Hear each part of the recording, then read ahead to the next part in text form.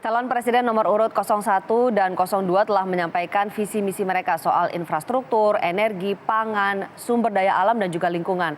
Dua capres mengklaim menguasai permasalahan yang ada. Tapi siapakah yang menguasai jalannya debat capres kedua ini? Saya akan mendiskusikannya bersama Profesor Hamdi Muluk, pakar psikologi politik. Prof, selamat pagi. Terima kasih sudah menemani saya hari ini. Debat kedua ini sepakat ya bahwa lebih seru dibandingkan dengan debat pertama. Begitu juga Anda melihatnya. Kalau lihat desainnya memungkinkan eksplorasi lebih panjang gitu. Jadi putaran 2 menit dijawab 1 menit, 2 menit 1 menit. Di belakang itu 2 segmen terakhir lebih banyak dari yang kemarin. Jadi memungkinkan eksplorasi ide-ide gagasan itu bisa lebih detail, lebih tajam. Ya, tapi sebetulnya publik juga mengharapkan ada diskusi yang hangat begitu, saling bantah begitu kan antar calon presiden. Yang kenyataannya itu tidak terlalu terwujud begitu karena beberapa kali Prabowo malah menyatakan setuju, mendukung Jokowi begitu. Sebenarnya ini ada apa, Prof? Sebenarnya itu tidak diharapkan oleh publik dalam sesi debat sebenarnya. Karena begini, walaupun misalnya jawaban lawan itu sudah bagus, gitu, mengapresiasi boleh, tapi sekali aja. Tapi setelah itu Anda harus pakai kesempatan, mencuri kesempatan untuk sebisa-bisanya menyerang atau untuk menjual gagasan Anda, karena waktu masih ada. Jadi saya mencatat semalam itu kan 2 kali paling tidak. Sebenarnya Pak Prabowo itu nggak memanfaatkan kesempatan 2 menit dia berikutnya. Dilewatkan begitu saja saja berikutnya. Di sesi berikutnya ada juga kesempatan 1 menit, 2 menit, dia tidak pakai. Cukup katanya kan. Jadi artinya harusnya dipakai itu. Gitu. Karena publik berharap bahwa itu dalam tanda kutip debatnya habis-habisan. Betul. Dan itu mungkin bisa ditangkap publik, loh kok Pak Prabowo itu seperti fighting spiritnya kurang. Nah itu terlihat berbeda, tidak segarang di debat pertama kan? Betul. Apa yang terjadi kalau menurut pandangan Anda? Jadi publik bertanya, Bapak serius apa enggak begitu untuk maju jadi presiden gitu. Karena fighting spirit itu penting gitu loh. Ya, karena waktunya kan pendek gitu loh. Jadi jangankan 1 menit 2 menit gitu loh. Ada 10 detik, 20 detik itu manfaatkan begitu. Jadi itu rule dalam berdebat. Apalagi gitu. Penantang harusnya lebih, gitu. Karena yang dijual adalah ide begitu kan? Harusnya begitu. Penantang itu yang lebih agresif. Karena kenapa? Karena dia memang harus meyakinkan publik lebih keras ketimbang petahana yang sudah gampang sebenarnya meyakinkan publik dengan apa yang sudah dia perbuat, itu dengan sesuatu yang sudah dia capai begitu. Jadi kalau misalnya ditanya siapa yang paling menguasai debat semalam ini, apakah bisa? Iya, kalau secara umum kalau kita lihat dari segmen awal sampai akhir, kalau kita lihat dari penguasaan masalah tentu sebenarnya petahana memang lebih menguasai begitu. Juga misalnya aksi-aksi panggung itu dengan ada gimmick yang barusan kita dengar itu soal kepemilikan lahan 220.000 dan 120.000 itu sebuah gimmick yang juga langsung menyentak gitu ya. Dan itu diingat orang begitu.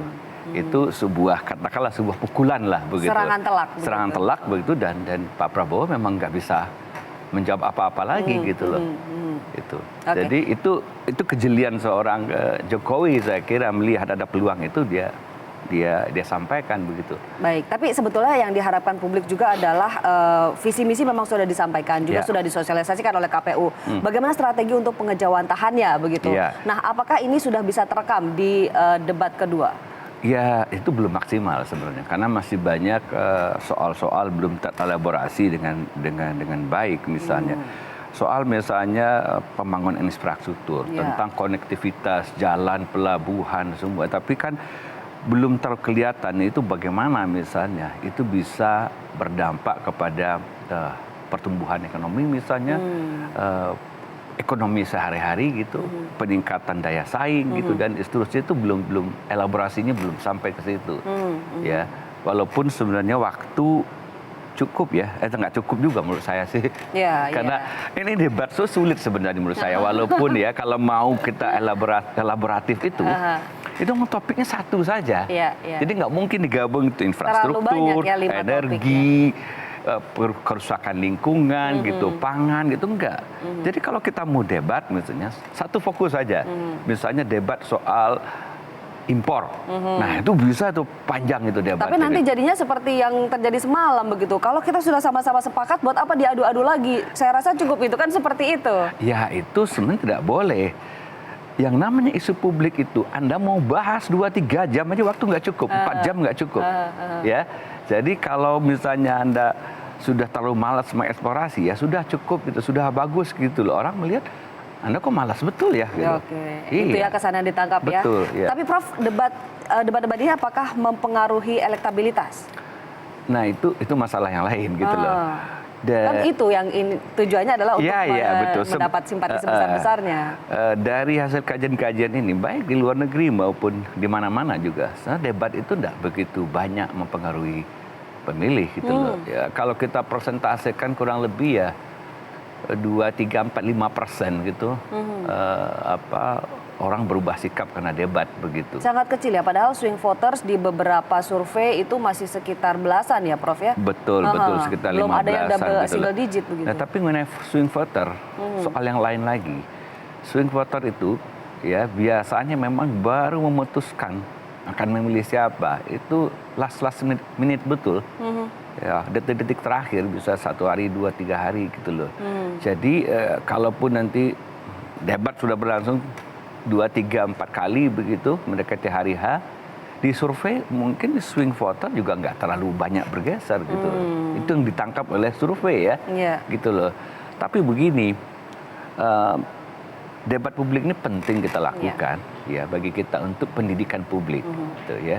Walaupun misalnya pengaruhnya begitu besar, tidak apa-apa. Ini kewajiban demokrasi gitu loh. Bahwa sebuah gagasan harus diuji semaksimal mungkin gitu ya. Publik harus tercerahkan dengan gagasan-gagasan yang diusung oleh dua paslon itu. Kemudian apakah itu memang akan mengubah pilihan publik? Nah, pilihan publik itu faktor penentunya banyak. Tapi bagaimana kalau misalnya capresnya ini tidak menguasai permasalahan seperti gagap ketika ditanya soal unicorn begitu kan? Sementara unicorn ini sangat lekat dengan milenial yang sedang diusahakan untuk direbut hatinya begitu. Itulah debat sebenarnya. Setiap paslon itu harus paham ketika seluruh mata itu tertuju kepada dia, jutaan pemirsa melihat. Itu harapan orang, tidak boleh ada kesalahan sekecil apapun, gitu loh. Nah, jadi misalnya ketika kelihatan betul Pak Prabowo gelagapan begitu, dia nggak begitu yakin istilah unicorn itu apa, gitu loh. Yang online-online. Ya, ditunjukkan ke publik, yang Bapak masuk online itu ya, gitu. Itu kan dia tidak yakin, gitu loh. Jadi dia harusnya langsung saja menjawab, gitu loh. Apa konsep dia tentang pengembangan unicorn itu, gitu loh. Nah, itu sebenarnya blunder, gitu loh. Jadi itu ditangkap oleh publik sebagai sebuah bentuk ketidaksiapan, begitu. Ya, itu fatal sebenarnya. Masih ada 3 debat lagi ya Prof betul, ya. Yang kita masih besok itu ada debat cawapres. Kita masih nantikan bagaimana penguasaan dan juga visi serta strategi begitu ya, agar kita betul-betul memilih pemimpin yang tepat begitu. Baik. Kita akan lihat bagaimana serunya di debat-debat berikutnya. Prof, terima kasih banyak sudah bersama saya pagi hari ini. Pemirsa, masalah pembiayaan research and development akan kita bahas setelah jeda pariwara berikut. Tetap di Metro Pagi Prime Time. Prof.